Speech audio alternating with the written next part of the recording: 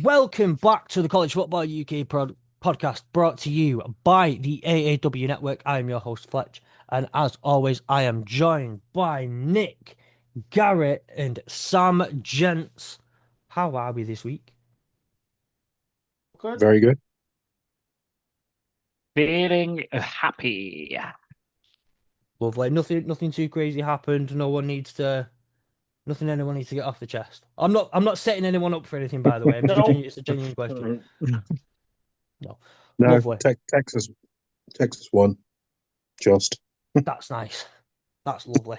That is real news as well, by the way, guys. That is real news. Um, we it's the are only game I now watched, so just got to get it Obviously. in. Mhm. Obviously. we are now into week 10 of the 2025 college football season. Where is the time gone? Sorry. There is so much to talk about. Doing a slight format change this week, and hopefully going forward, bringing you something slightly different. And today, what we're going to look at, we're going to look at the 6 remaining unbeaten teams. We're going to look at the Heisman Race. We're going to look at the first playoff committee, top 25 that's on its way, and potentially which G5 teams we're expecting to see this, or would like to see potentially get into the playoffs, as there is a race for the playoff spot. Before we get into it, don't forget to follow us on us and the AAW network on the socials. Join our free to join Discord server, and you can find all the relevant links and information in the description of this episode. All the links are in the description if you're on YouTube. They're right below our beautiful faces. I say our beautiful faces, Nick's, Gary's, and Sam's. It's also below my face as well. If you are listening on Spotify or Apple, you will find them within the app that you are using. Right, lads, let's just get straight into it. Nick, it's over to you for the news. Thanks, Gary. You'll remember a couple of weeks ago, 3 weeks ago, I talked about how Auburn were in a funk and they needed to get out of it. One of the decisions that went against them was the touchdown against Georgia that shouldn't have been a touchdown because the guy was running off the field and then changed his mind. That is one of 2 decisions that the team of referees that day made that has cost them their jobs.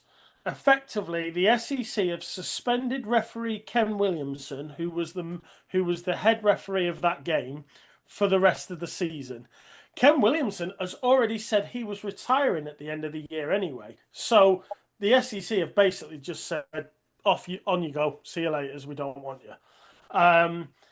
Because he is the man who is responsible for his entire crew. His crew made the mistakes that week, and he's paid for it with his job.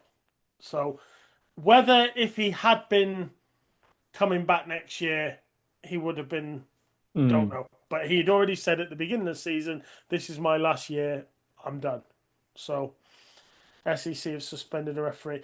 I don't know whether you noticed this week, Oklahoma had new padding in the end zone behind On the wall. field after the player ran into the wall a few weeks ago, and so they've got fresh padding on. So feel free to run into the now padded wall. It would still really hurt. Still really hurt, but hey, it's advertising space. It's But they've advertising put space. padding on. That's the most important thing that they want you to know. There is padding on now. And I bet they've Brian sold Kelly- the advertising. Brian Kelly is due $54 million on a payout from LSU. All right, if you can get it. Talking of LSU, I said earlier in the year that former LSU coach Ed Oregon wanted to come back to college. He has said this week, LSU have got my number. They know where I am. So he is willing to go back to LSU from the sounds of it. The NCAA have delayed until the 22nd of November a decision on whether they're going to allow athletes to bet on professional sports. Now, currently athletes are not allowed to bet on professional sports, and they are certainly not allowed to bet on college sports. Given what has happened with the NBA this last week, why you would even contemplate opening that Pandora's box, I don't know. For me, no, don't go betting on any Just get sport. away from them. Yeah. Just leave it alone. Jeez. I So think the problem with that is that these people have, like, they're kids with more money than a lot of people would ever know what to do with, especially some of them. And they want to then be like, well, you can gamble it. Like, we're opening such a Open can of go and worms. bet on go and bet on English football, or go and bet on something that you have absolutely no way of getting involved with. Yeah. You know, go and bet on Indian cricket. So far, by the way, just want to we have to say this for legal purposes. The previous year's worth of "You Can't Bet on Anything" is brought to you by DraftKings. So we don't know but the "You Can't Bet on Anything," do not bet, it's wrong, Do is not brought bet. to you by DraftKings. Yeah. And finally, my last piece of news: Tampa have been chosen as the host city of the College Football Playoff Championship game in 2029. Tampa become the 4th city to host it for a second time. So, does anyone know the 3 cities that have already hosted it twice? Georgia? Atlanta. Georgia's a state. Sorry, yeah, Atlanta is 1, yes. Miami is 2, yes. LA at the Rose Bowl? Nope. Vegas. Nope. Houston. Nope. The other one. Austin. Yeah. Nope. Dallas? Nope. Arlington. If we're gonna, if he wants to be specific, New Orleans. No, we could have been a while. I'm glad you pulled it. I was surprised. I thought it would have been the Rose Bowl. That's interesting. That's what I have for you in the news. No worries. Gary, does your Gazette have any postings on it this week? Just a couple of things. I know Nick may have brought them up, but obviously some sad news. The former Ohio State Buckeye, national champion, All-American Nick Mangold, unfortunately passed away last week. He was only 41. Sad news. I'm taking the sad news, it seems, this week. That was a real kicker when I saw that pop up. A little bit painful to think about, 41 years old, kidney disease, unfortunately, leaves behind family. So best wishes to them. The Big 12 conference, adopted Big 12 conference, they have rebranded and come up with a new logo this week. It's quite something. It's not the kind of logo I would have expected them to come up with. It's quite forthright. It's very blocky. I'm not sure what you guys think about it. But I noticed that they brought that out, and it was like, that's an odd one that they've just thrown a new logo out there. It's not gone down massively well. People are finding it a little bit boring. Me too, quite frankly. And that's pretty much it for my Gazette. No worries. Sam, has your supplement been supplemented with other news? all the stuff I had was, pretty much covered. I think, like I say, the main one was obviously Brian Kelly being fired. That was the big one. So yeah, everything else has been covered. Well, a couple of things ended up on Fletch's forum. Obviously, it's more the dark corners of the web, so probably wouldn't have been any of your cups of tea. Sadly, I will share Gary's burden of sad news this week. Houston strength coach Kurt Hester has died aged 61 following a long battle with cancer. Tributes from across all of college football have been pouring in for him. Former players who've been coached by him. Yeah, just really sad. And I want to mention one thing there, Gary, where I don't know if anyone saw the video of Rex Ryan on ESPN only like an hour or so after it had been announced that Nick Mangold had passed away. Rex Ryan was Nick Mangold's coach for the first 6 years in the NFL. He drafted him to the Jets, was there for the Nick Mangold played for the Jets for a lot longer, but he was there obviously when Rex Ryan got entire 6 years that Rex Ryan was there. I'm not going to encourage anyone to go and watch it. It's a hard watch. Rex Ryan was broken. It's always tough to watch someone kind of go through it like that. It's horrible. But just seeing how much, what a wonderful guy he was, and how much he meant to so many people. And the same with Kurt Hester from Houston. Finally, um, the only other bit I've got is that Michigan and Sharon Moore have withdrawn their appeal in the sign stealing case. Just you to keep bringing up the sign stealing. Bloody Michigan, let it go already. It's news. It ended up on the It's forum. not news. Nobody Um, cares anymore. So, Nick, I do believe you had a question, but just on the latest, one of the latest pieces, kind of the bigger piece of news that came out this week. I'm going to add to your question. But what was your question for the group? Oh, now you've. Oh, Do you now want me you to ask it test for me. you? Um, If you can't remember it off the top no, of your... I can remember it. Lane Kiffin. He seems to be. He seems to be the hot stuff, hot piece of news, next hot thing. Um, It's just hot. Let's just leave it at that. Clearly, that's what okay, it if is. you think Lane Kiffin's hot, that's Okay, up to moving you. I'm on not. from calling Lane Kiffin and hot. Can we please just get to the question quick? But I saw that yoga photo. I was gonna, I was gonna ask the question: does he want to stick or twist? Because I don't actually think, you know, let's take LSU for example. I don't actually think LSU is that much of a step up from Ole Miss.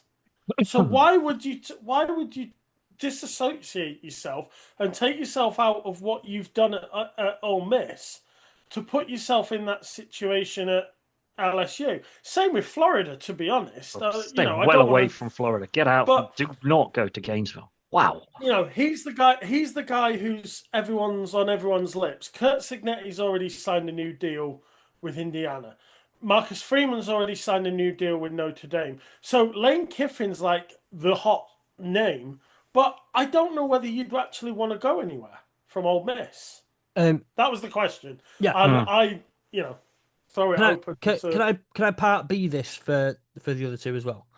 yeah, I know you've just mentioned his name, but Marcus Freeman has been another name that is bandied about, and I know some yeah, of these buyouts are expensive, but when boosters come in for big names like Marcus Freeman, some are willing to help pay the money that would be a buyout for Marcus Freeman within that contract. Anyway, I know he's come. It happened yesterday that he rejected the Penn State job. They came, they knocked on the door, they asked about him, and he said no. He's being linked with Florida. He's being linked with LSU. Wow, you might think it's a daft, all that stuff, but just because his name's also out there with Lane Kiffin, very similar on the yeah. stature and hot name. What about Marcus Freeman as well within that question? I No, think with Lane Kiffin, I just don't see. I don't see what he's going to gain from leaving. Like, fair enough if you were, I don't know, maybe it's somewhere like, Memphis or one of those sorts of team. Maybe like a group of five team that's maybe like 7-1 or whatever.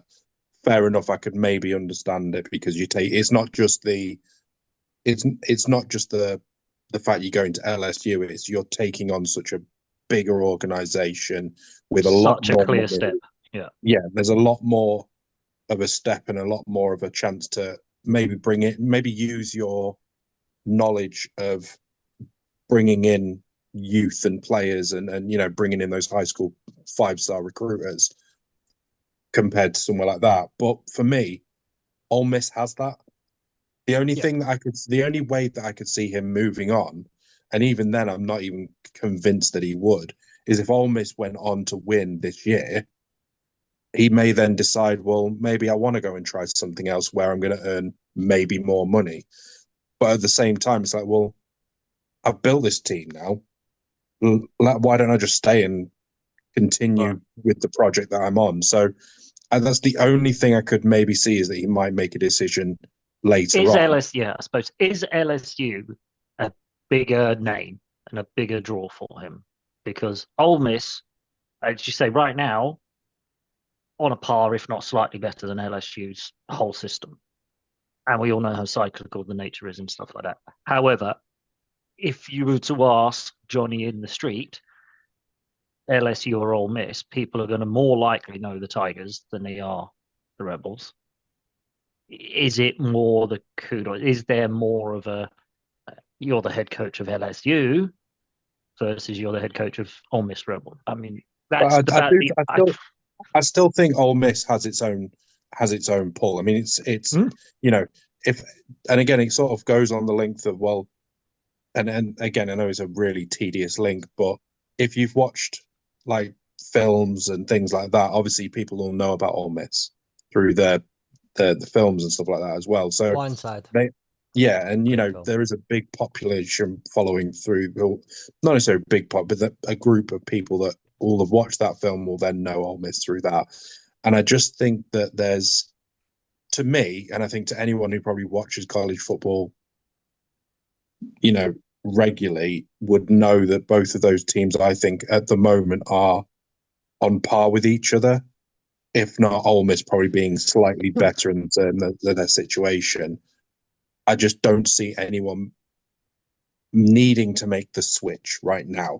If Ole Miss was if Ole Miss was like where Penn State was last year, where they basically were at a point where actually things, this is obviously as good not as it's without going to get. foresight, we've got our most. We're going to potentially lose like 10, 12 senior players from a team that got to the playoffs. Fair enough, I could see them moving on. But at the moment, Ole Miss seem to be in a really good position where they've got quite a few good young pieces as well, that he doesn't have a need to move on. And to me, it would just seem like a really odd decision. And the only thing that I would then think it would be is money.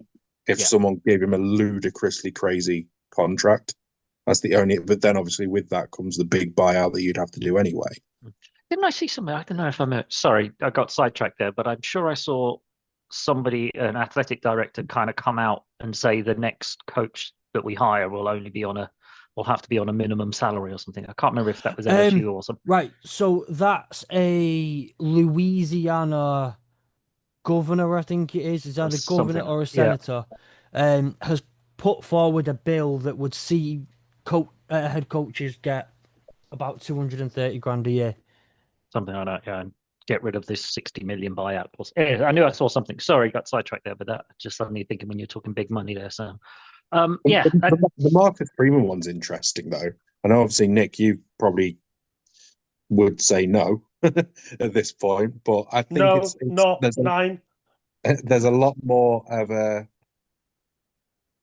potential interest with the move. I think there is more of a chance that he would move than Lane Giffin would, but I still don't think Marcus Freeman would move. Also, is this, as we've just talked about, and you just mentioned it, when the coaching carousel started, a lot of coaches got an extension. Do we think that Lane Kiffin is asking his agent to just put the word out and maybe just kind of nudge for a bit of an extension and a bit of a bump? Is that me being cynical? Possibly. Is that me being cynical? I mean, in English football, it tends to be that if you don't get the move, you tend to get the big contract or a contract extension. So, he could be in a from a cynical perspective. You could say that he's told his agent to get his name out there, even though he has no intention of moving on. Given the situation that Ole Miss are in of being 7-1 and just being like, well, I'm doing great here. Maybe a little bit of extra money wouldn't go amiss to put off the teams around you. Yeah, that's all I was thinking. It's just a cynical thought that just popped in. It was just like, yeah. I mean, it's very much possible. Well, there's all sorts goes on in all of these sports, isn't it? It's not unknown. Yeah. Just for what it's worth, I think both of them have got it too good where they're at now. And it's look, I'm not a head coach. I'm not in that industry. I can only speak from a fan and a fan over here's perspective. I think both of them have got it too good where they're at. Marcus Freeman at Notre Dame, for all the banter that we give to Nick, especially about Notre Dame, like there are very few schools where if you are there and doing well, you have it so good right now. It's That rare that you're guaranteed a bowl game every single year as well. exactly. Um, so and he's adored at Notre Dame. He's a great head coach, Marcus Freeman. So yeah, I think it's got to be. Um, moving on to okay, there are 6 undefeated teams in the FBS still after week 9. Those teams are BYU, Georgia Tech, Indiana, Navy, Ohio State, and Texas A&M. I have a question for all of you, and this is what I want us to work through. Of those 6 teams, Why which are is only 5 of them ranked? well, this is a question. This will be asked in. The This is on second its way. question. Which one of these is the most likely to finish the regular season undefeated? And why is it Ohio State? We can roll out Ohio State. They don't know how to beat Michigan. Sam taking it. Sam said it, not me. Oh dear, Sam's already sucking up to the. I see. Well, If I may, I'd already last week sort of began to, especially when Georgia Tech went on this run and they beat. I think, given who Georgia Tech have got left, there is a very good chance that they go undefeated. They have played all their hardest games. Indiana have got a cakewalk. I was going to say, I think absolute Indiana cakewalk. are going to be Especially one of now, because Penn State, you'd look at that and you think early on Penn State would be real tough for them. Now, and then you look at who else they've got: Purdue, Wisconsin, Maryland, Wisconsin, and Purdue. Yeah, I mean, with a bye in there as well. Yeah, I can't see. Looking at those teams, I think BYU, I think Texas Tech is probably their biggest. Yeah, test. Cincinnati's Cincinnati will be no cakewalk TCU, either. But we've seen TCU have a good couple of games. I just think that week 11, would be the decider for them. I think Georgia Tech, it'll go down to the last game. I think if they can beat Georgia, then well done.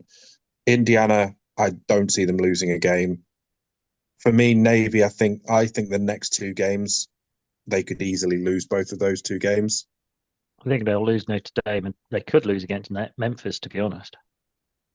And then Ohio, obviously, I've already mentioned. I know I made the joke, but they do struggle against Michigan. It is a very, very tough game, no matter how bad Michigan can be at times. And that's true.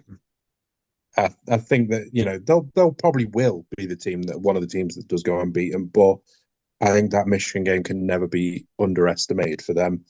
And then Texas A&M, I think that they walk all 4 of those teams. Not walk them. I think they beat all 4 of those teams.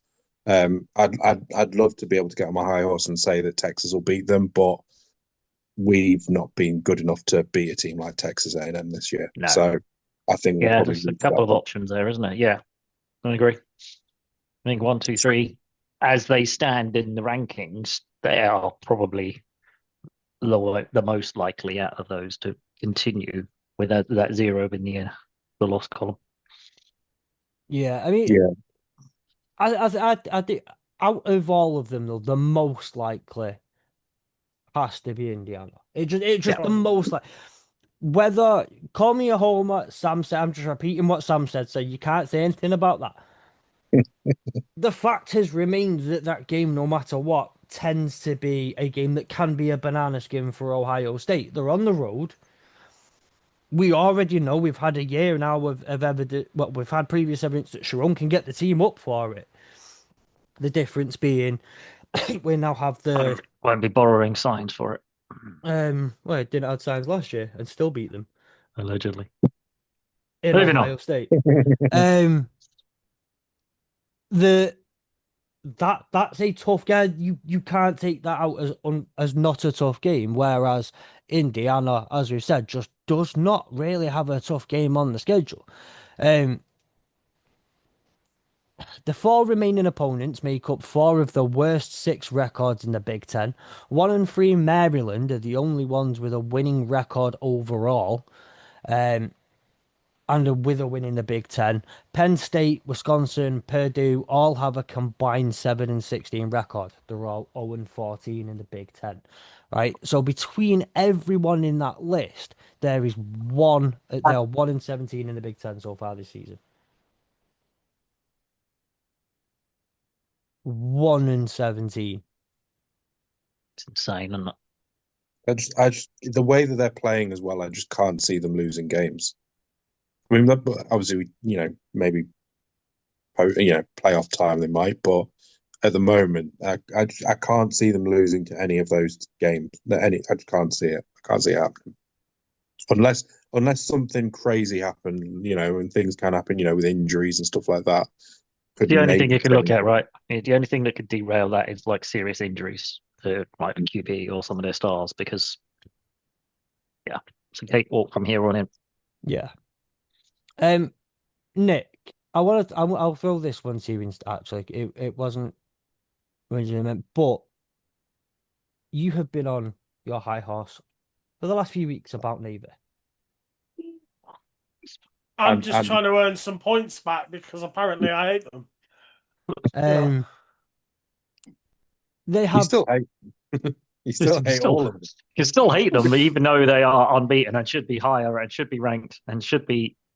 Anyway, they play two ranked. They're the only one. Well, they're not the only ones. Sorry, but they have two ranked opponents up and coming. One opponent that has been in and out of the top 25. This is a tough schedule for them. They'll play Army 1 week after the championship everybody else. games and all that sort of stuff. So that game doesn't really I was count. gonna say that doesn't count towards their record, though, does it? No. USF have been ranked. Yeah, USF have spent 4 weeks in the top 25 so far this season. They received votes this week. North Texas have received votes 4 weeks out of this year. So out of the 1, 2, 3, 4, 5 teams that they're playing, 2 are ranked, 2 have received votes. The strength of schedule, if you combine all remaining teams' records, they have a strength of schedule of 0.807, like 807%. It's nasty. That is ridiculous and so high. They're the only team that's unbeaten that's not ranked. They have a horrible schedule coming in. What's going on here with this? The thing with Navy is they are a run team. And it's not like, oh, let's just get the ball and run a jet sweep. There is 300 running plays in the playbook. Every single player on that roster is built to run the ball.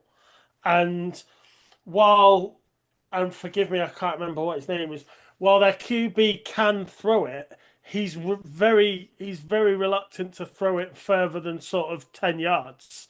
It's run, run, run. Now, when Memphis and South Florida played last week, South Florida lost to Memphis because all Memphis did was run the ball at South Florida, and South Florida couldn't stop the run. So if Navy do that, you've got to assume that, being as they are probably one of the best running teams in the FBS right now, South Florida probably aren't going to stop Navy either. So if they get past North Texas and they can get past South Florida, if they've lost to Notre Dame, which would be their only loss, you're going into the Memphis game saying, we win this, and all right, you're not unbeaten, but You're in the very good playoffs, chance. Yeah, there's a very good chance. And I think you get to this point now, and the prize keeps you going. But they're just coming off a bye as well, right? They got a bye in week 13, so Yeah. that's a chance for them to regroup So and I think you'll probably see. I don't think you'll see Navy change much over the next few weeks. They will continue to run the ball, um, and they will continue to use one of their 300 running plays that they have in their book. But you and know, until you can stop it, then why would you? You know, exactly. if it ain't broke. The quarterback that you're on about was Blake Horvath. That's And when you I look at wanted his to say Blake Bortles, but I know it wasn't Blake Bortles, so I'm like, it's Blake somebody. when you look at his stats, he's only thrown 93 times this year, 60 of which he's completed for 1,000 yards and 7 touchdowns and 3 interceptions. But then you look at the other part of his game, which is the main part of his game, is rushing. Which is running. 119 attempts as a quarterback for 814 yards and 12 touchdowns. And you thought Haynes King was the best running quarterback. I think there was a reason I drafted him in one of my fan tracks somewhere. The funny thing is, the next highest running back on that roster has only had 80 attempts for 464 yards and 6 touchdowns. He has double the amount of touchdowns of anyone on his team. And yeah, and there's a few others. I mean, I've never seen a list so long of rushes where there's what, 2, 4, 6, 8, 10, 12 different players have That's the rushed. thing. You know, they just run it down your throat. Mm. And if you can't stop, and not every team can stop the run. You know, some teams are great at stopping the run, and some teams are great at stopping the pass. But you know, unless you are super balanced and can do both, you know, usually there is a crack on which to run the ball, and Navy find it. And then just winkle it out and then just run and run and run and run. As you say, Yeah. teams can stop the run for a period of time, but most defenses are balanced enough where they don't completely go, right, we have to stop the run because you're opening yourself up to being ripped open in the secondary. But if you don't stop Navy, they are just going to keep running at you until you just get bored and tired and beaten up, and then they're dead in third and fourth quarters, and they'll just run all over you. Yeah, I've watched Navy probably a little bit close because I've got Hayden Reich in one of my fan tracks leagues, our college fantasy football leagues, and he's been an absolute dog for points. So I've always been, and he's only got 500 yards catching. I think, don't quote me on this, but I think Navy are actually only the second highest running team in the FBS, not the top. Because who's top? Army. Navy, and Air Force. Army, Navy, and Air Force are the top 3 running teams in the FBS. Which is always what makes me laugh, that the Air Force are on the ground. I better on the ground than they are in the air. I always find that funny. But okay, so out of these teams, let's do a little bit of a.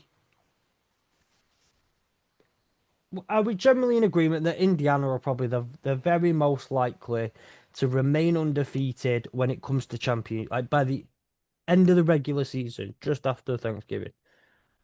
Or would you? Yes. Yeah, I think they have the best opportunity to do it. I think probably all of the other teams have potential banana skins. Bananas, yeah, that's it, isn't it? All the others have got a game where you go, "Ooh, that's going to be tough." Whereas that one, you just look at it and you go, "Nah." Yeah. As I said, the only one that would have been tough for them would have been Penn State, but that's gone away now. I mean, Maryland haven't been bad this year. Like they've been okay, but I still don't think they were good enough to match up to Indiana. But They've been okay, except for in the Big Ten where they're 1-3. They've been but again, they're getting beat, and they're not worthy of winning games. What gets me a little bit here with Georgia Tech, by the way, and I think absolutely Ohio State has to be number 2 in that list as well. As much as I'll stand there and say what I want about that game, and at the end of the day, they're the better team. I said last season they will probably beat us because they're the better team. It is what it is. The thing that gets me between A&M and Georgia Tech is hang on, where's my? They've got worse in terms of who the ranked opponents are. Um, South Carolina feels like a banana skin game, but one of the benefits they've got is they're only really playing 3 games instead of 4 because they've got Samford as part of the whole where the SEC we only really do cupcakes Yep. thing that they've got going on over there in the SEC, Sam. Before they end up playing again, like Another cupcake game. end up playing Texas. But South Carolina it just seems to it's one of those weird ones. They've been underwhelming this season, but still playing tough, still playing well. Lenore Stellers can do things to you if you end up letting him do it. I'd expect Texas A&M to win all of those games, but there are some potential fights here, and there's been a couple of those games where they shouldn't have necessarily won, but they pull it I mean, out. Missouri's to done, yeah. to be fair, last year when we played Texas A&M, we were talking about it the other way. They nearly beat us. It's not an easy game either way. Yeah, I think it's especially obviously it's rivalry weekend as well. So it's Yeah. it's one of those games where even if especially if we know that we're definitely not going to be in the playoffs or we're even on the edge of the playoffs, we're going to be desperate to win that game as well. So I think it's it's going to be one of those where depending on our position, we could be still within a shout of making the playoffs. I don't think we will be. At the very least, we're still going to want to be. Still going to want to beat. We still want to, beat your- we still want to be. If anything, we want to be able to make it more difficult for them, and that'll be the Yeah. other part of it. Is make sure that we're in a bowl game and ruin their lives. It's like Yeah. you said, A bit like what Michigan like to do. Yeah. last Michigan are going to have last- absolutely nothing to play for in that game, but they'll ruin Ohio State's. Gary, are you season. okay today? Like, Yeah, I'm choosing chaos today. Okay. I mean, bearing in mind, look I've got at how nothing hyped else. he was. I've got nothing else. Look how compared- hyped he was about the Knowles, and look how crap they are again. One more question, I guess, on this then, because and I'll throw this now. I'm going to throw this purposely now back to Gary. I've switched up where the question was going. After Right. we watched Georgia Tech curb stomp Florida State last year in Dublin, on that momentous Them and occasion everybody else. Yeah. that we all got to witness live and in person. How nice is it to see the success that Georgia Tech are having this year? We all saw Sam unfortunately didn't, but we saw Haynes King up front in person last year. We saw a lot of that roster up front and in person last year. We saw how talented they were. We saw what they were trying to do, what they were building. To see it come to fruition, to see all those things kind of start to happen for them is so nice to see. And I guess if they do end up unbeaten at the end of the season, if they do see success going into the playoffs, we can say we Saw that. were there. We We were saw there that. first. We saw the beginning of that last year. No, it is nice from that point of view. To say, as you say, we were there. We saw them start off last season, got a big bump. I like it. It's great for them. It's really bad news in the grand scheme of things for the ACC, though, because Why's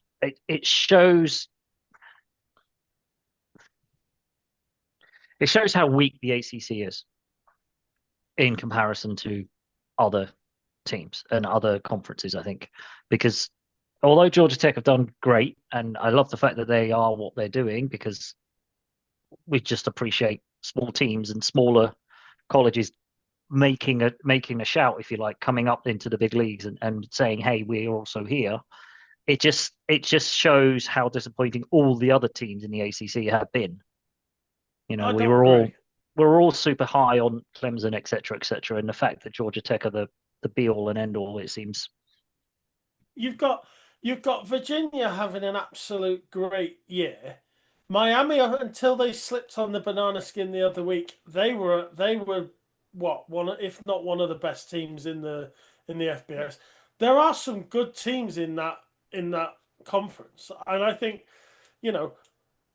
Georgia Tech, in the sort of same way Fletch set that up, having seen them last year, and I've ended up watching a lot of their games this year, I think that's why I'd kind of like to see them go all the way and just, get to the end, because I think they deserve it.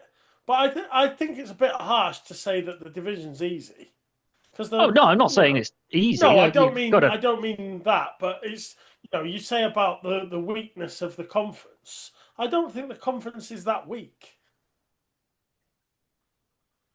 Yeah, that's the strength of conference and all that sort of stuff. I think that's conversation proper for another day. But I understand where Gary's coming from. I also agree with you, Nick. It's quite a nice place to stand here. That I can understand and Just appreciate both positions. fencing it then. Yeah, absolute splinters up my bum. Because I'm sat on the fence. Sam, my last question on this topic goes to you. Out of the 6 teams on this list, who surprises you that is still unbeaten so far this year? Hmm. I don't know because none of them are Texas. He doesn't watch any I'm else. not- Nothing's a surprise because he hasn't seen any of them. Sam, you I can say that you're happy to see that Texas are somewhat on the list that I have provided for the group because they're in Texas A&M's opponents. I would probably say the one that I'm most surprised about, and this is more just because of maybe some of the games that they've played, is probably Georgia Tech. Mainly, I didn't think they would necessarily be. I expected them to be good. I just didn't expect them to be unbeaten. Yes. So I just think that they've Understandable. they've exceeded expectations, but that's not to say that they're not a good team. I just maybe probably thought that they would have some of the games they played. I thought they would have maybe potentially lost that they've you know managed to turn around. I think that's more the you look at. I think the other teams, generally speaking, most of those other teams are always in and around the playoffs or around the top 25 listings. Um, so that Georgia Tech's probably the one for me. I think that I I would think probably say. given the fact that BYU lost their quarterback at the beginning of the year due to you know extra activities away from the field, that was that had the potential to derail the season, but it's almost like brought them all together and solidified that. So you know, I won't disagree with Sam because like I said, I think Georgia Tech. I've seen a lot of Georgia Tech, and I've just kind of warmed to the role that they've been on. But I think BYU is surprising as well. Yeah, entirely understandable. Gary, did you have one that surprises you in particular? Georgia Tech is the surprise out of all of them, but as Sam says, probably maybe because they've been overlooked, and the expectation of them was that at some point up to this point they would have fallen over and lost a game or two somewhere along the line. Ohio State, no, I expect it, right? They always end up in You this sort of you situation. They're always kind of there and expect it, yeah. thereabouts. Yeah. Indiana, maybe as a surprise, I think. Not sure. Not as much as a surprise as Georgia Tech. But and we always get, and this is no disrespect to Navy, and I don't want to make this sound, but there's usually always a G5 lower division or lower sort of team that gets to week 8, 9 unbeaten. And then unfortunately, much like Navy is now, they suddenly hit a strength of schedule, or they hit all the hard games and then they suddenly fall away. So it's not surprising that Navy are unbeaten, but it's more of a surprise that Georgia Tech are, I think. Yeah, understandable. Entirely understandable position. Okay, so appreciate it, gents. Something we get asked about at the moment, and something that's been hot on my lips, hot on my mind recently, has been the Heisman race. By this point, we kind of know who Heisman's going to, or we know the top two, maybe the top three, maybe even at a push in a crazy year, top four because we haven't quite got that far down. This year, to me, it feels like this race is wide open, and there hasn't been anyone who has grabbed the bull by the horns and said, "I am the Heisman favorite." At least not with on-field play. There are a lot of strong candidates. No one surpassing the expectation above others. What I want us to do is I'm going to list off the top 10 betting favourites for the Heisman. But remember, if you are a college athlete, don't do the betting or anything like that. We can bet on you. You can't bet on anything else. But I will They read can't you bet on us. the top 10 per BetMGM. But I want us to come up with a week 9 going into November. Our consensus CFB UK top 3 for November. And look, if we come away and find out our 3 of the top 3 in December, great stuff. So in our joint ninth, we have Jeremiah Smith of the Ohio State Buckeyes, that's wide receiver, and Trinidad Chambliss, the quarterback for the Ole Miss Rebels. Both of them are 35-1. In at number 8 is Haynes King, quarterback of the Georgia Tech Yellow Jackets, 25-1. In at number 7 is Jeremiah Love, Notre Dame Fighting Irish running back, that's 22-1. Gunnar Stockton at the quarterback for the Georgia Bulldogs comes in at 13-1. Diego Pavia starts your top 5. The Vanderbilt QB, 8-1. Marcel Reed, a Texas A&M QB, 9-2. Julian Sayin, Buckeyes quarterback, is the 15-4. Sorry. And your top 2, Ty Simpson, Alabama quarterback, 7-2, and Fernando Mendoza tops the betting favourite list. Quarterback for the Indiana Hoosiers, who, if you were to put a bet on right now with MGM, he's 3-1. Now, It's interesting you hear those names, right? Because you think yeah, back to the beginning of the season, you were thinking Klubnik, Asmaya, Manning. Drew Aller, Manning. None I of was them just are saying, even anywhere near. I was looking at the list of the I suppose what were classed as the favourites for the Heisman at the start of the season. You had Arch Manning not in there, Cade Klubnik not in there, Garrett Nussmeier not in there, Jeremiah Smith is, Mm-hmm. Jeremiah Love is, Lenoris Sellers not in Mm-hmm. there, Ryan Williams he's not in there, and Drew Aller obviously was injured. So those are the I suppose 8 of the names you Pre-season. expected to be in there, and there's only 2 of them in there. That's So it just shows that people that think that they know everything don't know. I think it's a lot of it is more just like I think there was a lot of hype trains going along with who they thought was going to be in that, especially this year more than others. Yeah. And I think that I don't want to say it's a down year for people who are going to be contenders for the Heisman, but it does feel like this year has been disappointing in terms of individual excellence, and it feels like it's been more a lot of like team collectives. And I'm not trying to take away from any of the ones that have been nominated. They have been good. I just think that it feels like there's been a lot more team group togetherness and team winning games rather than standout players winning games. yep. I totally get where you're coming from there, Sam, and I would generally tend to agree. Nick, as far as as far as that list goes, obviously we have a Notre Dame player within there. Jeremiah Love has been electric this year. He has been a joy to watch as and when people can watch him. Like, just brilliant. With it being said that there is a bit of a lack of, again, like I say, there's a lot of great talent, but standout talent may not be the case.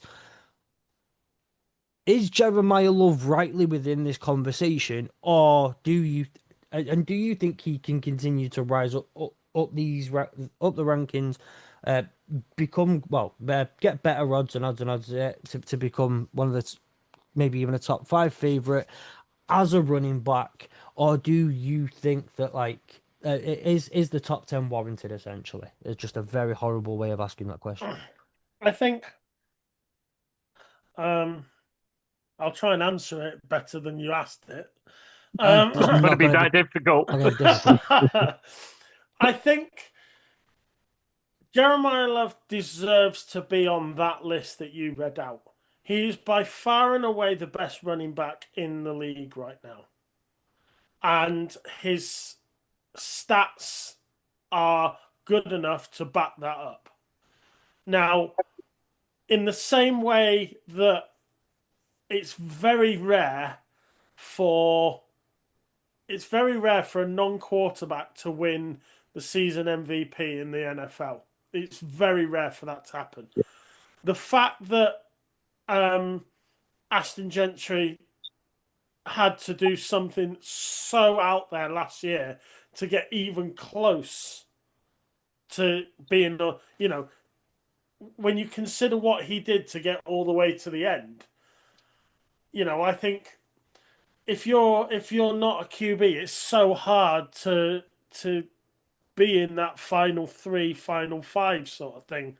So I think yes, probably his presence on the 10 that you read out is warranted, and I think he backs that up. But I don't think you'll see him go any higher than the top 10 because I just don't think, as a position player, he is gonna get the gratas and the shouting that he would need to get to bump up that list. Entirely In fair. the same way that, to be honest, I would love, especially when you talk about, we just talked there in the last section about undefeated teams and what have you. Now, regardless of what Georgia Tech eventually finish, there is no doubt that Haynes King has had an amazing year and probably a year like no other, he's ever had at school, at college level or at high school level. But he's probably not going to get any higher than where he is. I don't think he'll break the top five, which is a shame given his performance. It's so hard to get all the way to the end and be the best of the best of the best because these players, whether you play for Ohio State or whether you play for Florida State. I mean, most people could play for Florida State these days. But, I could play for Florida State. Yeah, you are still in that top X% of athletes that can play the game at the highest level. And so I don't think it's a slight on anybody not to make the top five or the top three. Be proud in what you do as an individual is what I would, take for example the position I played when I was at university and the position I love at left tackle. You're not going to see a left tackle ever in the Heisman list. So what does every left tackle do? Just be the best that you can be and try and be good at what you do.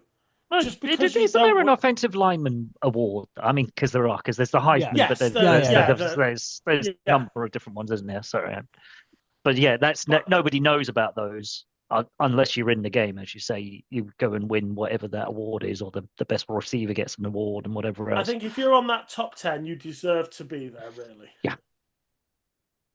Yeah, and I think a lot of it, like we're saying, the pre-season favourites, a lot of them were based around the teams that they were playing for and the names that they were playing for. A lot of we all fell for the Club Neck and Clemson. We thought they were going to be very good, and therefore he was on that sort of list. Arch Manning, because it's Arch Manning, right? He was on that list. And Sam, you were very quick in the beginning before the games even started to say, hang on a minute, give the kid a chance. You've been proven right with that one because it's his first year and there's some edges that need to be knocked off. But yeah, I think a lot of that Heisman preamble is based around names, teams they're playing for, and when the season gets started, what happens is players with form, players who are playing well, players who are maybe over exceeding expectations, they start to go into that list, and that's what that list is now. Diego Pavia is the prime example of Andy. Nobody expected that. Is he playing well enough to be the best college player in the? No, but he's talking a good game, and he's getting notice, and he's getting national attention on Vandy. So that's why he's there. He's not better than some of the other players there, but he's the best player on that Vandy team, and he's doing special things on that team. Yeah. So who knows? Yeah. Well, I wanted to mention Diego Pavia on this list because I love him. I think he is very, very good for college football. He's good for modern day college football in particular. He's got the bravado. He's got the talk. He's got the whole Johnny football kind of personality. He's got the personality. He's got the whole pimping out his mum to the old Von stuff that went on. Even in the off season, prior to like last off season, he was talking the talk. He took shots at the Big Ten while he was saying when he signed for Vanderbilt. But I want to read off a couple of things. On the season, he has 1,698 yards, 68.8% completion rate, 15 touchdowns to 5 interceptions, which is a damn good ratio, by the way, 3-1. On the ground, he's 458 yards and 2 touchdowns. So he's combining for just over 2,100 yards-ish. He has one 300-plus yard game, which was against Utah State, where he got 321, five touchdowns with one of them coming on the ground, one on the ground. He's only had 2 games so far that are 200-plus yard games. That were Charleston South, where he had 275, and Georgia State, where he had 245. And he's had the other 5 have been sub-200-yard games, including 129 yards against Missouri. He's had 286-yard games on the ground, Georgia State and LSU. He can talk the talk. Don't get me wrong, he can talk the talk. He's got a very good touchdown to interception ratio. He's got a damn good completion rate as well, by the way. 68.8%. He is a good quarterback. But what's getting the Vanderbilt so far is primarily that defense. He's got some good talent around him, some good coaching around him, and he's doing what he needs to do to get them over the line each week and win the games that they do. He's got some media hype, and that helps you in Heisman pushes. Heisman is obviously it's best player, but it's also media hype has to be part of it. I like him. I like the kid. I just don't think he's Heisman worthy. I don't think he's good enough to be in that truly in the Heisman conversation. As you say, he's getting the hype. He's dragging Vandy, but he's not dragging Vandy. He's living vicariously, and he's the face of a great Vanderbilt defense and a great sort of coaching setup. His numbers, as you've just said, although good, are not earth-shattering. There are much better stats in that list, players with much better stats than him. So I think he's in the list because of the newsworthy stuff that he's done. I just don't think he's a top 5. There are better players with better stats in that list. He's there, as you say, because of the hype and everything else that's going on. Yeah. Okay, so like I say, I want us to come away with our college football UK top 3 going into November. Sam, out of not it, you can bring someone forward if you want who's not in this list. That the list provided of the top 10 betting favourites is purely for educational purposes only, to give you an idea of where the media's at, where Vegas is at. Who would your top 3 be? My top 3, I think Fernando Mendoza probably has to be in there. I think, with what he's done in Indiana, his stats speak for themselves. I think at the moment he's on what, just on 1755 yards, 73.5% pass completion rating, 21 touchdowns, 191 passer rating. I just think he's although he hasn't necessarily thrown for as many yards, it's more the impact that he's had in those games. He's only thrown 2 interceptions all season. And I just think that he's just showing the reason why I think at the moment he's favourite. He's taken that team and he's made it his own, especially obviously coming from California. I think he's doing what he needs to do within games to help them continue playing the way that they're playing. Yeah. So he's in my top 3. The other person that's in my top 3, who's I think or third on the list maybe, is Julian Sayin. Again, for the same reason, he has an 80% completion passer rating, which is the highest in the league.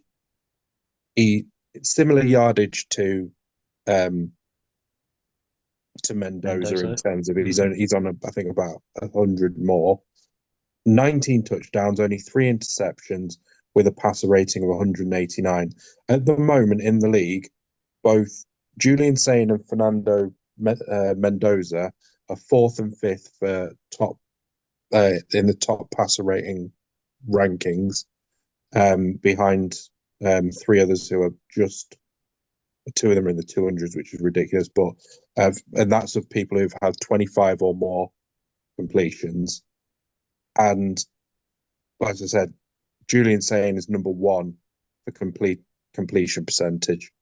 I just think that they've proven in terms of their just, when we think about traditional quarterbacks, they're just very efficient. And I think that's the best part about both of those is they've just been extremely efficient for their teams and done exactly what they needed for their teams. The third one that I've looked at, and I think this is more of I think it's one of those. I think depending on how his team ends up finishing, he may be in it or he may be not, and that's Marcel Reed. And depending on how their season goes, I think he has a great shout of being a potential Heisman because, again, the Aggies are a good team, but I think he is stepping into a team and making them better. And I think he's shown that from sort of the way that he's been playing. If I find his stats a minute, so I did have them a minute ago. Where are you? Let me find them a minute. I did have them in front of me, and now they've gone. Bloody apps. There we are. Text surname. So his stats for this year, again, he had his passer rating is a little lower, so it's 61.4. Again, more yards than the other two, 19,000. 1900, sorry, 19,000, Jesus. Jesus, we'd be high. 17 touchdowns for 6 interceptions. So again, a little bit more with a passer rating of 155. But he's also been a lot more effective on the ground than the other two have. Chipping in with 6 touchdowns for 349 yards on the ground. So again, he's more of that.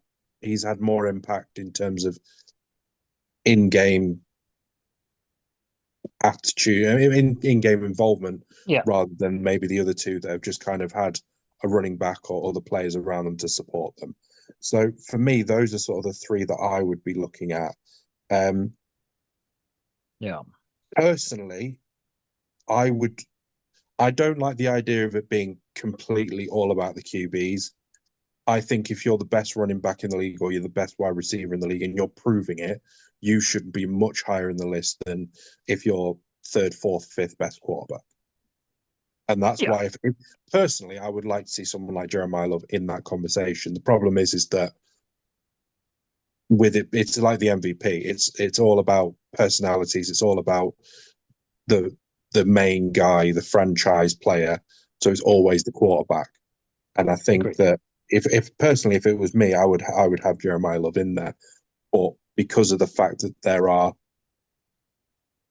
it's There are based 6 or on 7 QBs in there that are going to get a vote more than him. yeah. I Yeah. think it's just for those reasons. Those three are my top three that I would go with, and that's not to slight Ty Simpson. I just think those three have been more impressive Slightly. this year. Yeah, I agree. I think for Mendoza is number one, and he's number one for a reason. I don't really you can't dispute that. He's just taking that team. I do think you're right on the ground with Marcel Reed. I think if A&M have a good end of season, he'll still be in the mix. But if they fall away, I think it'll be forgotten how good he's been up to this point, unfortunately for him. And the same goes for Trinidad Chambliss. I think if Ole Miss continue on their trajectory, he will only get more and more highlights, if you like. Yeah, so Mendoza for me, I would put Jeremiah Smith in there or Jeremiah Love. One of the Jeremiahs should ideally be higher, but again, like you said, it's going to be QB 1, 2, 3. So for me, it's Mendoza, Simpson, who's actually turned Alabama around, and then Chambliss.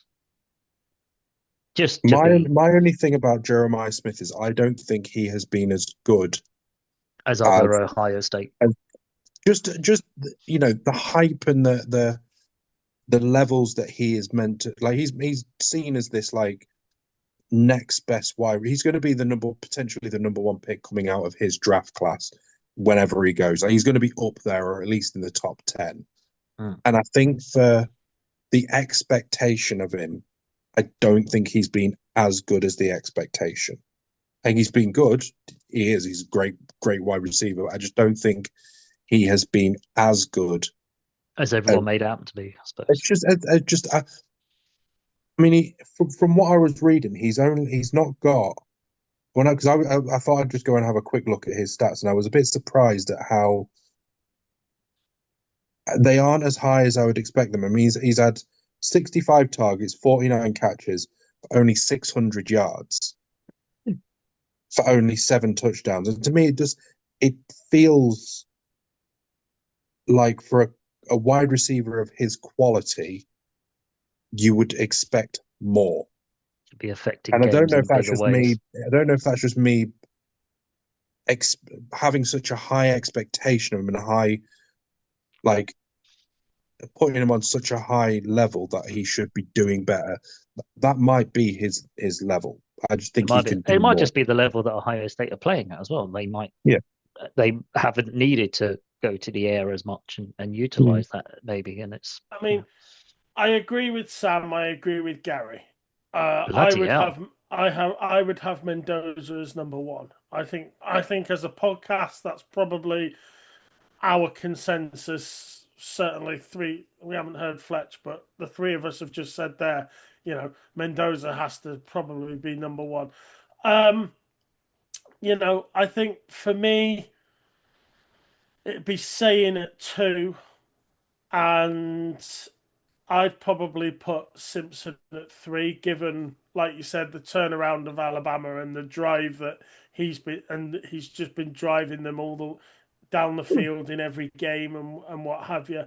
It just, like I said, it's really unfortunate that you name a top 3 there and you're like, well, I'd love to get this guy in and I'd love to get that guy in, and it's just, and that's part and parcel of the game that you're talking about the best of the best. And, so while I'd love to say Diego Paris should be there, or Haynes King's had a great game, Jeremiah loves the best one, it's so hard. You look at Travis Hunter last year, and he was the only reason that Gentry didn't win it. Yeah. But and he was something that we hadn't seen in a long time, so he probably deserved that. So I think, yeah, I agree with you both. It's Mendoza 1, and for me it would be Saying 2 and Simpson 3. Yeah. We're gonna go with well. This is very much clearly the consensus number 1. All 4 agree. Mendoza at number 1. Doesn't happen. That doesn't happen a lot when 4 of us agree with something. No, it does not. Mark it down. I also happens even less After all four of us agree the next one, I agree with Gary there. My number two is Ty Simpson. My number Since three, yeah. since the FSU game, what he has been doing, the fact that Alabama went on what could be considered the toughest run, 5 game run any team will have to go through all year, where it was ranked opponent, ranked opponent, ranked opponent, ranked opponent, was unreal. And he was making NFL level throws and getting better and better and better each week. For me, he's not just in the Heisman conversation. He has to be in the conversation of could be QB1 off the board. Not taking it away from Mendoza, but what I Going think, to the draft this year? I think he is, isn't he? yeah, he should, well, he could be. And He's he's got another playing at year a if he level. wants to stay. He is making NFL level plays with the anticipation and the patience in the pocket, the weight, the accuracy, the touch. What he's doing is fantastic. And for me, in number four is Marcel Reed. Now, if you go and look at Marcel Reed's box scores, you go and look at Marcel Reed's um even though also the PFF stuff, it's not pretty viewing, but what he's been doing to lead that team, making the plays when it does count, they have been extremely high scoring. He's been working with the passing, and the way he's been working with the running game. Number three could be any one of 4 or 5 people, by the way. If you ask me tomorrow, this is going to change, and it'll change on Friday, it'll change on Saturday. And probably we could come away with a brand new top three each, or potentially two of our top three may change week by week anyway. But I think there's too much going on, and what he's led Texas A&M to, how he's led that team, how he's put them on his back at times, and the games that he's led them through, the game-winning drives and all that sort of stuff. I've got Marcel Reed. I will say this about what I'll say about I'm very very impressed with saying, unfortunately, what he has got is a Jeremiah Smith and a Carnell Tate. What I'll say about, and just to mention the point on Jeremiah Smith, is I think some of the offensive play calling has been conservative on Ohio State's part because Julian Sayin is a true freshman. Mhm. And again, this is not a dig. Even at Ohio State, I think it's the right thing to do play calling wise. And Julian Sayin is a true freshman. Those first few games that he warmed up on and all that, also he's doing everything right. He absolutely is. But once he gets into that sophomore year, once he gets into his junior year, and they open up the playbook for him, I think that's when you truly potentially see Julian seen as a genuine Heisman contender. For me, it's just with the conservative playbook and just the way the game's working out, he's doing everything right. But the level that the other 2 or 3 are doing it at is just better. There's a few people just doing it better at a higher level, at a more NFL ready level. Um, so if I'm going to try and do some very, very quick maths. Um,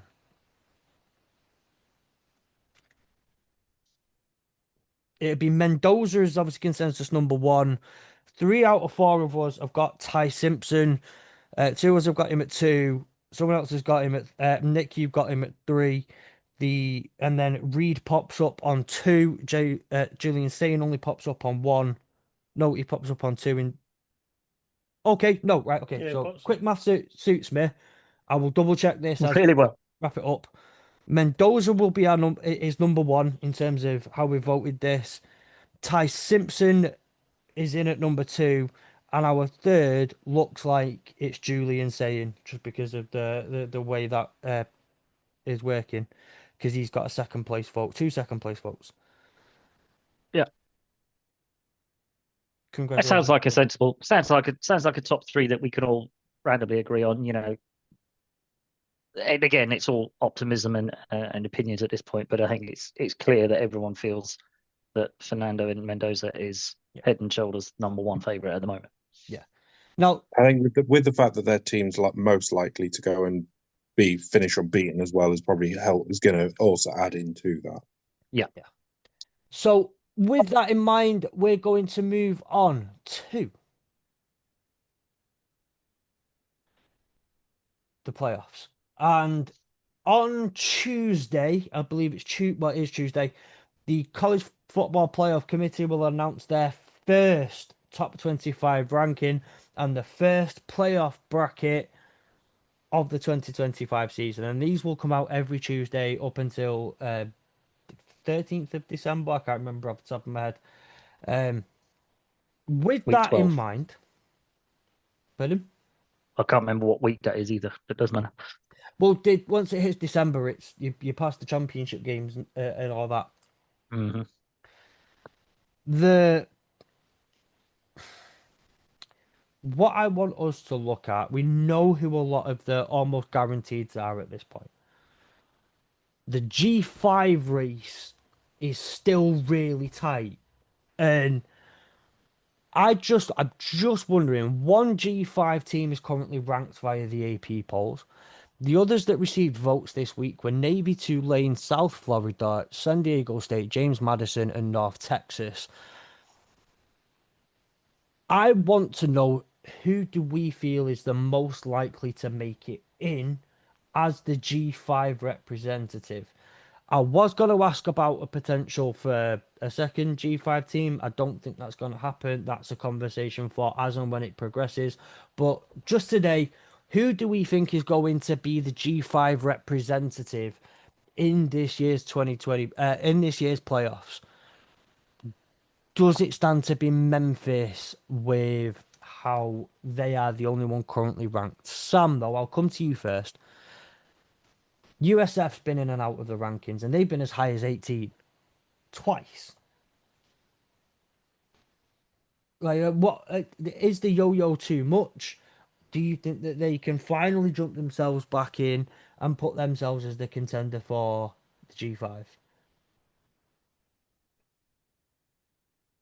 I'm I'm not too sure because I think that obviously they've got to play Navy, which will be a very, very tough game. And I just the way that I mean, yes, they've been brilliant at times, but I also think that they've been quite vulnerable as well. And I think, especially if you're a G5 team, you've almost got to be perfect. Yeah. I find to make it into the playoffs. And I think that they have been too up and down to stand a chance of being there. And I think that there are teams that are much more consistent than they have been. And I think that's probably what's going to, I don't want to say kill their chances, but reduce their chances significantly in terms of whether they'll be there or not. I think that there are, the fact that Navy are 8-0, and I think the way that they've been playing, the way that Memphis have been playing, I think they've pretty much been in the top 25 for what, 4 weeks, is it now? Maybe even longer. I just think that there are teams that are much more consistent than them that'll stand a greater chance. I think that especially for a team that's seen as those lower teams, which obviously we talked up and 9 day about the differences between that. I just think that you've got to be extremely consistent to be able to get into those positions, and I think those other two teams are. Obviously, that'll potentially change if Navy lose a couple of their next few games and then they end up losing to USF. Then maybe it changes, but I think that they're that little step. They're a step behind and that little bit too far away to be able to make it. Yeah. Yeah. Nick, Navy. Where do you stand on Navy in this? Well, right now, Navy by stats are the best team in the G5. So they deserve to be there. But like Sam just said, by the time you get to the end of their schedule, if they've lost to Notre Dame and they lose to Memphis, then it may look very different. You've got James Madison at 7-1, and Mhm. they're 5-0 in their conference. Some belt, yeah. So, if they go unbeaten for the rest of the season, they've only got one loss. If Memphis are only going to have one loss, you've also got Tulane, who are 6-1 and haven't lost the game in the conference yet. They go unbeaten. There's going to be quite a few. There is the potential that quite a few teams could end up here at sort of, with just one loss or even no losses at all, depending on how they go. And I think, what I would say is if James Madison don't lose a conference game and are the best team in the G5 conference wise, despite not being ranked, it goes Something back. wrong with the rankings, isn't it? I would never say that. I've never said that at all, ever. I think we have it on record and it's been recorded. So be careful what you say there, Nick. Oh, right. Okay, sorry. I don't think I ever said the rankings are wrong. I just said I don't agree with them. There's a difference. So I think right now it's far too early to, pin your name to a horse and say that's the horse that's going to win the race. But for me, I would think it's for one of four: Navy, James Madison, Tulane, or Memphis. I think Memphis. It's going to be Memphis. It's going to be Memphis. I mean, yes, mate. I believe you are, like most of us, chose Memphis for the American. So I chose Navy as well. No, you did. Sorry, but you chose Navy to win the American with the tough schedule. North Texas on the road to Notre Dame, USF at home, a bye week, and then Memphis. Like as we said already, it's rough. Yeah, they have to win out to be considered. Given that they're all like, you've got to beat Memphis and put them on a 2-loss, right? You've got to do. You've got to. It's such a tough ask to see Navy get in there at this moment in time. It is, and I know they're riding high and they're unbeaten and whatever else, but it's a brutal run towards the end, and they have the Army game as well. Yeah, it's really tough to see them carrying on. So I think they'll probably lose maybe 2 of those games, and will just fade from the conversation, unfortunately. Yeah, I think it's between them and Memphis. USF, I think, as you say, have gone up and down. They're in the public consciousness, I suppose, for some of their wins that they had early in the season. So that may stand them in good stead with the committee.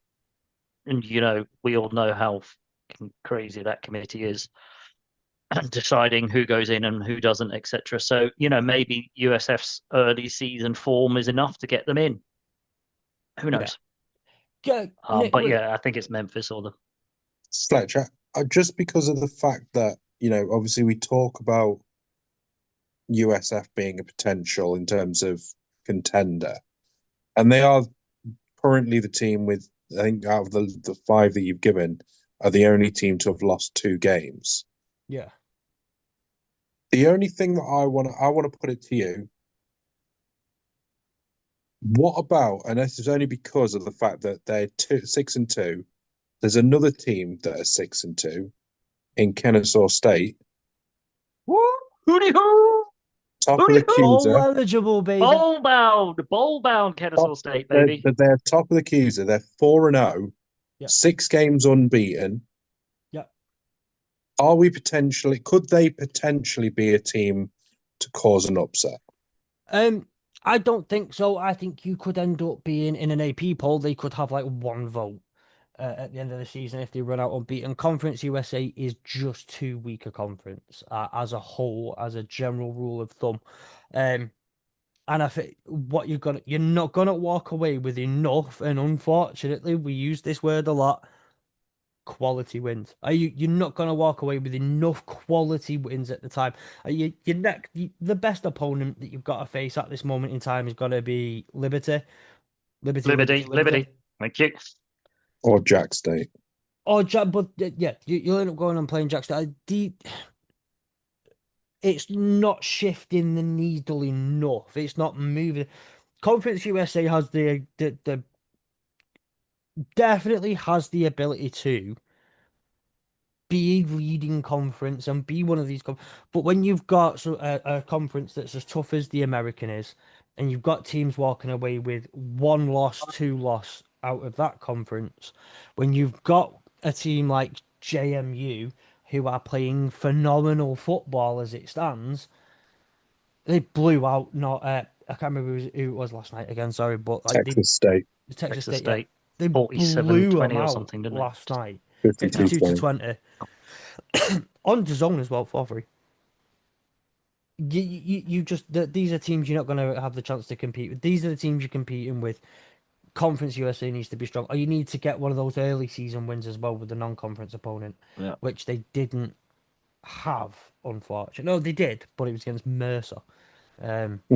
So unfortunately not. Okay, I just want to throw out there, given the fact that you're our resident Kennesaw State I appreciate it that you were the first to bring up Michigan and the first to bring up Kennesaw State. I'm just throwing it out there. I'm appreciative of it. And as Gary said, full suck up mode. I was going to say he's carrying for points. Bowl bound, baby. For the first time in history. Gary, real quick, I want you to do us a quick favour. We recently had a chat with a gentleman by the name of Thomas Hensier. If you haven't seen it yet, go check it out. It is on our YouTube, on the AAW YouTube. It is on the College Football UK backlog of episodes talking about the Union Jack Classic. Arizona State and Kansas University will be in Wembley next year. How did they get on this weekend? Well, I'm not sure if you're aware, there was the Sunflower Derby or Sunflower Showdown. Kansas State went into the newly refurbished or partly refurbished Kansas Jayhawks home and gave them a whooping, quite frankly. It was a bit one-sided, 42-17. The Jayhawks did not do too well. They didn't read the memo. They didn't read the memo. The other way. I picked the other way. I picked Kansas to beat Kansas State. Yeah. So they didn't read the memo. Kansas State there, unfortunately. I stuck with my boy. Yeah, Rockleback. Avery Johnson. Avery Johnson. That's yeah. It. I mean, so that wasn't great from Kansas point of view, and unfortunately, Arizona State, they came up against a University of Houston side who are on an absolute tear up at the moment. Yes, they are. So they ran into that juggernaut. So it didn't look great for the two London-bound teams from next season. However, we're keeping an eye on them because they are London-bound, and we are activating the kingdom from this point forward, ladies and gentlemen. Please get aboard. This week, it's an interesting one for us. Arizona State welcome Iowa State. So recent visitors to this shore, well, to the shores of the UK and Ireland, obviously Iowa State, who came over for the Aer Lingus Classic. We saw them in Dublin in week 0. They are going off to Arizona State. That'll be an interesting one to see how that pans out. Kansas have a bounce back against Oklahoma State.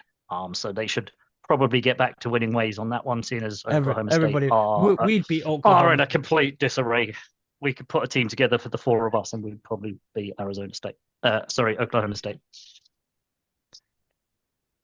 Lovely. Arizona State are without their quarterback, though. Sam Levitt, he's out for the next game. Was he done an elbow? Something. He was in a foot. He was in a walking boot. I watched. Don't know about you guys. I watched Kansas State. It was a very interesting game. A lot of UK media were over there. UK contingent. I listened to Brett Yarmark on the broadcast as well, talking about the game, because that was the game where they were really promoting it and pushing it to the fans. Unfortunately, obviously they saw the game at what it was, but shout out to Kansas fan because the way they showed out and what the experience they put on for the UK contingent that were over there Mhm. looked phenomenal. Um, Shout so out, I mean, I know it's not ours, but shout out to Cy over at the yes, Touchdown NFL. He's made a really good piece. If anybody hasn't read it yet, go to the Touchdown yes, NFL, read Cy's piece about the weekend he just had at Kansas and Rock Chalk. Great event. Really highlights just what the Union Jack Classic are hoping to bring to Wembley. yes. So give it a read, but also go and check out our interview with Thomas. Absolutely. And speaking about the touchdown, they're going to get an extra special mention in just a minute. Um, we have the AP Top 25. We need to have a chat about what this is going to mean going forward because this is going to have a little Absolutely bit less. bugger all. I mean, a bit less than I got in the Tuesday. Um, but this is the AP Top 25 as of for week 10, going into week 10. Biggest risers of the week, Cincinnati and Michigan both jumped by 4. Louisville and Tennessee both jump by 3 this week. The biggest fallers are Oklahoma, who dropped by 5, Mizzou, who dropped by 4, Houston, USC, Utah, and Memphis. Welcome to the top 25. And USF, LSU, Illinois, finally, and Arizona State are all out. Georgia Tech and Miami both drop a space despite winning. Navy miss out despite being unbeaten at top, receiving other votes with 86, 44 behind Memphis, who got ranked at 25. Make it make sense. I would love to do that. Unfortunately, I can't. Um, top 6 are completely unmoved. Right, seems about right. Top 6 completely unmoved.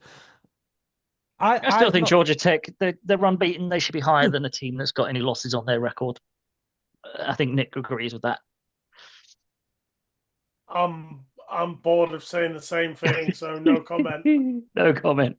I absolutely agree with this whole carousel-y weird thing that's going on, as in with USC beat Michigan. USC should be higher than Michigan. Right, that's how it works. That's the whole point of this whole thing, isn't it? Apparently. But then the parity of when the parity, which by the way, congratulations to the NFL on completing the circle of parity this weekend. Saw But that. Yep. when Every those team little, has beaten every team now, haven't they? yeah, when that circle of parity rolls around, no one really knows what to do. But I'm not too upset with it this week. I'm just gonna say this. I'm happy with the general way that things have played out. Yep. Um, How did the UK one look in comparison? I was gonna say this is where we the next one is the UK. Um, Big risers this week in the UK one are Houston and Louisville. Big droppers are Oklahoma and Missouri. Welcome to the top 25, Memphis and Utah. And bye bye, Bry, which is the title of this episode because I'm hilarious. LSU and South Florida drop out.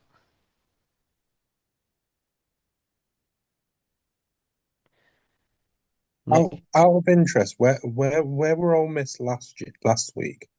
Uh, just, In which poll? yeah. I think they In were either. third or fourth, I think, last week. No, they were. Yeah, I've got it here.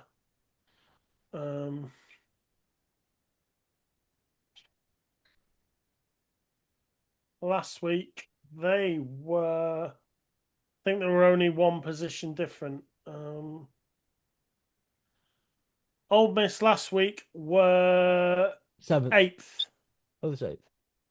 Eighth. Yes, they were. Yeah, they In- were. Yeah, they were. They were 8th last week, having dropped 3 places from week 7, because in week 7 they were 5th, and they dropped 3 places to 8th last week, and then yeah.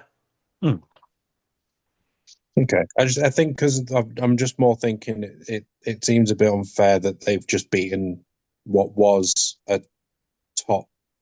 I think Oklahoma were 13th last time, Yep. or 13th to 15th, something like that, Yeah, just outside the top 10, weren't they? Yeah. and they didn't get as big a rise as I thought they would. Hmm. But there you go. I think that the top three are pretty much given the fact that they are all unbeaten. Yeah. But I very much run on the premise of if you lose, you can't go down. Yes. The only way Yeah. that I think that you could win and go down is if a team below you Has a blinder. won a massive game. Yeah. Like But- a top somebody in number. Ole Miss beating Oklahoma. That was a massive game. I Yeah. was gonna If say that- Oregon were to beat Ohio State and Ole Miss, won as well, you would expect Oregon would jump above Ole Miss type Yeah. thing. That's But the to kind me, of thing you would need. Yeah. I just think it seems a bit hypocritical that two teams can win. It's the same issue that I have with bye weeks. If you're on a bye week, you shouldn't move unless there's a significant A seismic, yeah. Same- Unless same. there's a seismic win or something, as Fletch says, unless there's something that's moved the needle Yeah. quite a lot, then you should be. Yeah. Only thing I'll say on the graphic, if you are looking, Utah and Memphis, they're the wrong way round. It should be Memphis 24 and Utah 25. But I put them the wrong way round in this graphic. So, right, okay. Those are the top 25s. Last thing we need to look at before we start wrapping this up properly is a lot of games are yet to be released as far as the zone goes. I had a look 5 minutes before we went on. It's still bare. Thursday night. I think we need to volunteer Sam for that 2:15 a.m. Cincinnati versus Utah game. That'll finish just before 7 in the morning. That's perfect. For Sam. That perfect for should Sam, be that. Sam's game this weekend. Yeah, I know Sam's he doesn't game of the usually week. watch anybody but Texas, but I think he should watch that one. That's game of the week for Sam. Nominate Sam. Sam.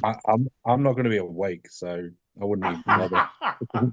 I was gonna say, Sam, I can make sure you're awake for that one because I'll watch it with you. So let me just have a heads up. I just had a quick look at the zone. It looks like they're filling up. So yeah, there's a few on there now. Oh, right, yeah, okay. So while we've been on, there's been a few extra added. So yeah, I will try and. There's been no Thursday night game added. Jesus, I forgot to take that off. But Friday night we have UNC at Syracuse at 11:30.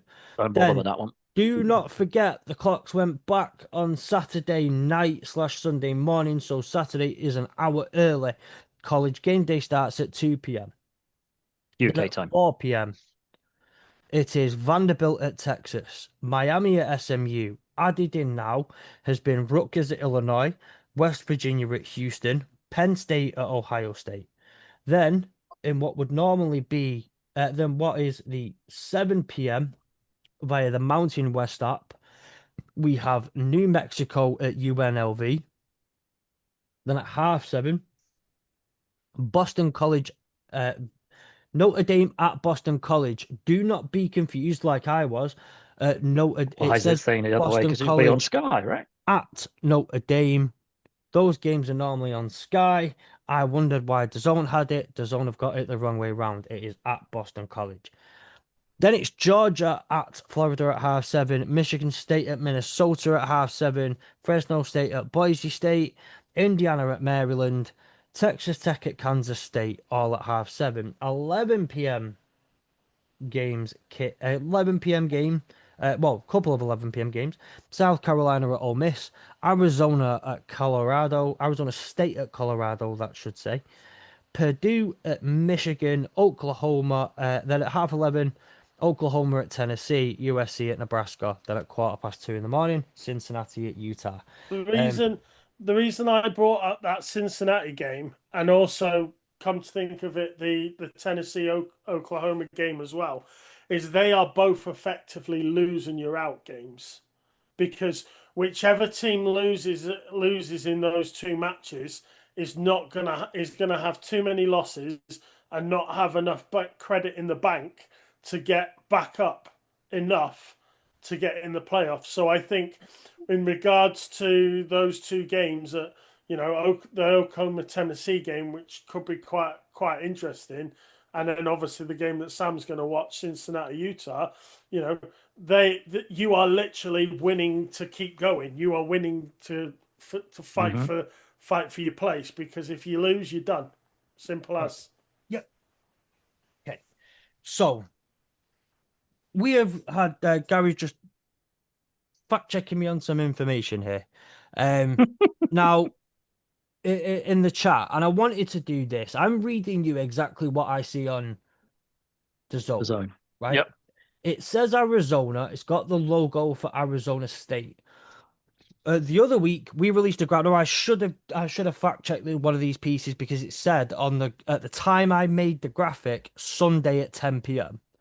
It turned out it was like Sunday at like 2 a.m. 2:15 a.m. or something. Yeah. I'm got it right. On Saturday, we had one game that started on the zone an hour and 15 minutes after it kicked off. There was no feed change because it was the first games of the day.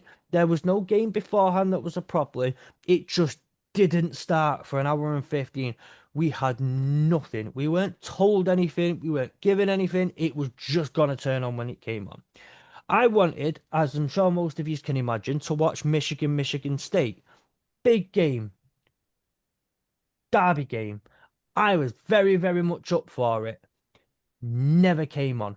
It was problem after problem after problem after problem for the first hour and a half. I had people DMing me all night asking me what's going on with it. I was on to Daz and support, who gave me nothing in terms of information other than it's passed on. It's been passed on. The game got canned at half time. No information and nothing. The stream was up doing the whole glitchy weird thing. The stream was left up. This is the 6th time I've come across incorrect information that's on there. And the whole thing, by the way, that's being put on now, is sloppy information, bad information, incorrect logos, incorrect times, incorrect all of this. I appreciate that we are getting college football for free in droves. It is so greatly appreciated, but for the love of God, come and get some correct information. Can the zone at least communicate when things are going wrong? Because there are people here, we're trying to do things with it. We're out here promoting their service for them. Why can't we get any? The service needs to be better, and the information needs to be better. The communication needs to be better. I am, again, one last thing, I'm so grateful for the zone and what they're putting on. But for the love of God, we need the product to be better. We need the service and the product to be better. Because they're gonna want to start paying for it. Anyway, last things is we do have a few things to watch in week 10. Lads, I've set you some assignments. You don't have to be on top of them this week. But is there any games in particular that you're looking to? Maybe one that's on the zone that you would like to watch this week? I don't think I need to answer that. The obviously I mentioned those two games that have got consequences on. I do fancy watch it. This is the other thing. Sam doesn't need to watch Texas this week. I'll take the Texas one because I want to see Vanderbilt. So I'm quite happy for if Sam wants a bit of variation in his life. I don't mind covering the Texas one for him. I'll provide him with plenty of detail. I will be watching it. Oh, you'll be watching it. That's all right. I'll be watching Notre Dame as well. But I think just it's these games that have starting to have more than just the game itself. There's more to it. So I think, NC State are a hard defense to beat. They can, if they turn up and play, then Georgia Tech might find that a struggle. So, but no, I quite fancy the Vanderbilt Texas game as a highlight. Notre Dame will get watched anyway, and if I can survive, I quite fancy watching the Tennessee Oklahoma game just to see who keeps alive in there. Yeah. And Before we go, I want to. Well, I do want to drop a couple of interesting games that are happening this weekend. Some are on DAZN, some are not. Well, there's two of these are not on DAZN. Three of these are that I'm going to say.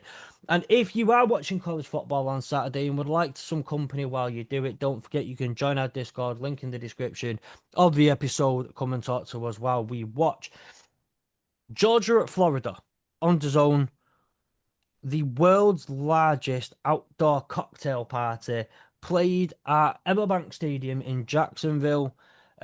Neutral site game, but in Florida. I always think it's a cool name. Really fun name for a game. Next up, we've got Army at Air Force. This is not on DAZN, but this is part of the Commander-in-Chief's Trophy, where all of the services play against each other. Winner walks away every year. Fresno State at Boise State, which is on DAZN. That game is called the Milk Can Rivalry.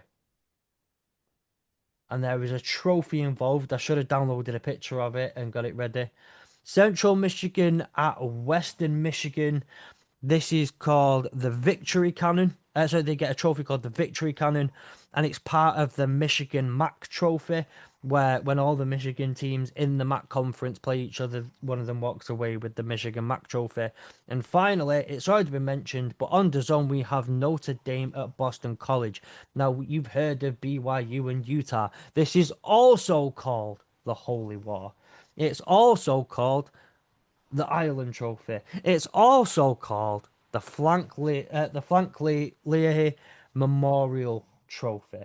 This game has historical significance. It is a very, very long-standing rivalry and has like 74 names. But I always like knowing that each week some sort of trophy's being played for. Always fun to see. Always fun to keep on top of them. There are 5 this week. One more recap. Georgia at Florida, world's largest outdoor cocktail party. Army at Air Force, part of the Commander-in-Chief's Trophy. Fresno at Boise State is the Milk Can Rivalry. Central Michigan at Western Michigan for the Victory Cannon. And Notre Dame at Boston, which is the Holy War or the Ireland Trophy. So, did you know either of those things going into the game, Nick, that this game had these names? I knew that Notre Dame Boston College was the game of Ireland. Yeah. Someone had referred it to me on a podcast this week. It had been said as the game of Ireland, so I kind of knew that one. But other than you're right with the others. Okay, lovely. Well, I'm assuming Fletch, you mentioned last week about the MacGuffin. We did. Or the other week, whenever it was. Yeah. Yeah. Louisville retained it this week. There's been no change. So, look, given the times, I think we've cut our time down by about 15, nearly 20 minutes. So, good start. We'll get better at the new format, I promise. That leaves me, without further ado, to say a huge thank you to Nick, Sam, and Garrett, who had to dip off there right before the end. We will see you next week for week 11.5. The college football playoff committee will have announced their top 25, so we'll have plenty to discuss.